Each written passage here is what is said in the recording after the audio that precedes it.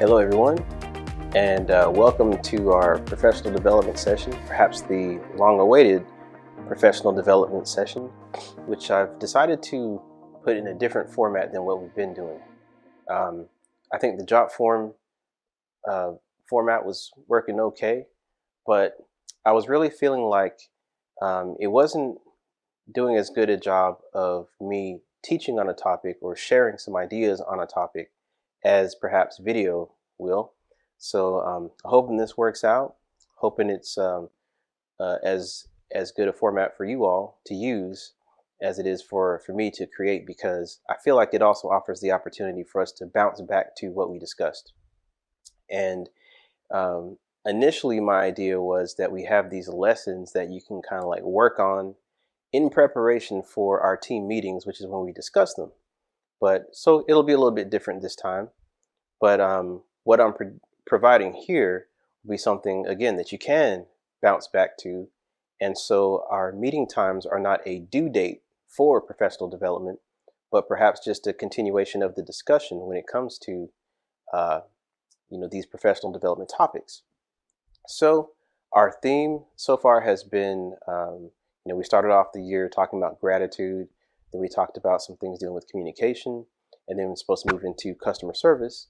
But there's something very special that I wanted to discuss when it comes to the idea of customer service, which I must say is something that as a team, we're already really good at. I'm really pleased with just our whole company attitude and performance when it comes to connecting with our clients and making every single one of them feel very special, like their needs are being attended to with a lot of care and empathy. And that's always been one of our strengths, and I believe that just springs from the fact that this company was born out of Bible study. So the fruit of the Lord just kind of comes through everything else that we do. But there is one very special topic that I want to discuss, and it is something very closely linked to the idea of leadership, teamwork, communication, and customer service. And it's a very special topic that I've been studying ever since the book, ever since Ascend Together. Creating that book has really just caused me to explore really deeply a lot of the topics that we've been talking about since October 2013 in Mrs. Tyndall's class. So the topic that I want to explore is called followership. And that is a topic that I actually had the chance to meet and do some coaching and training with a local company here in Valdosta in regards to this particular topic, followership. We met with 12 of their leaders. This is a pretty large company. They're in 2 states, Georgia and Florida. Um, they have 9 different locations, and these 12 leaders that are kind of over the company's operations all met, and we discussed followership. And I was really surprised how hungry they ended up being for a discussion of this topic. Um, if you look at the topic of leadership, I was joking with them. You can't even walk into Books a Million and trip over something without landing on a leadership book. You're guaranteed to see all types of writings on that, but not as common. I haven't seen is the discussion of followership, which is where we approach the idea of following or supporting a leader and look at it as its own skill, its own role with its own merits, rather than being some kind of stepping stone onto something else that's really great. As though followership itself is not something great. And the reason I want to explore that with our team is um, because we've explored so many other topics, and this is sort of a new one in terms of our discussion. Um, Exploring followership will be something that helps us in all these other different areas of our work, the way we communicate, the way we serve customers. Um, I think you'll find it to be a pretty good topic to explore as well. So, looking at some of the slides, and I'm going to show you the same slides I presented to this particular company. Um, we just started off with the idea that followership is not something that's really praised or given a lot of attention or credit, it's actually a label a lot of people don't like to wear, especially in our country where what we do celebrate is independence and pulling yourself up by your own bootstraps and doing it yourself and being a leader, getting out there being a leader. In fact, we tell kids, all the time, hey, when you go to school, don't be a follower, be a leader. Don't just follow behind people. And what we're really saying there is not that there's something wrong with following, but that we have to be careful who or what we follow.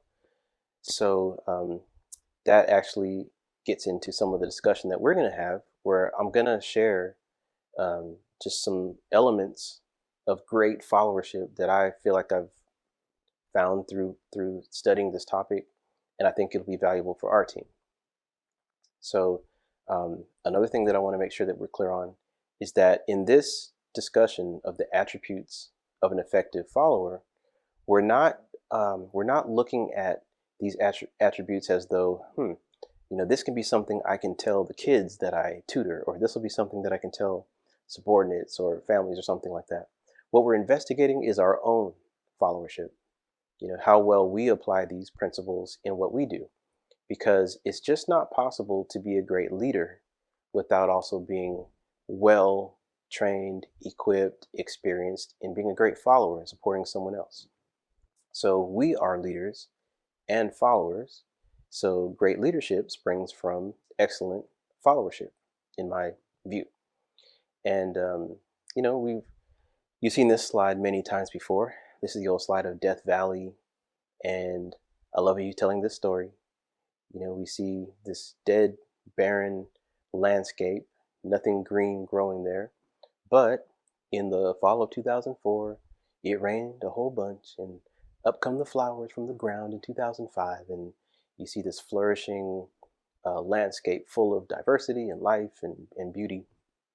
And the idea of showing this slide is just to say, well, just under all that dead looking soil were all that, the components necessary for life to spring forward if the right conditions are present.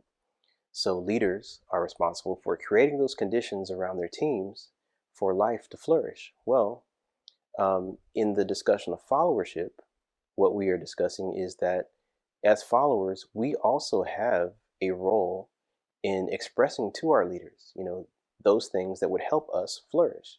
It's a collaborative discussion, in helping each other understand what it takes to create conditions that allow us all to thrive. So as we think about our own followership, we also want to think about our own role in communicating to our leader, our team, what it is that helps us thrive. And then those conditions are not just, or those conditions are present, and life is not just possible, but it's inevitable when those conditions are present. And as we all know, the foundations for what I'm describing come from Scripture.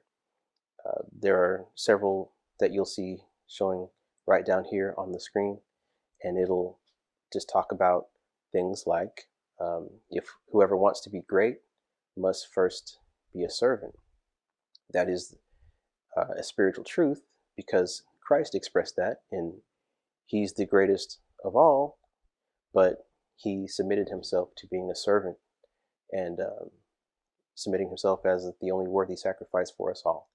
And then, of course, there are principles that apply to being faithful with what you've been given so that you will be one day given more.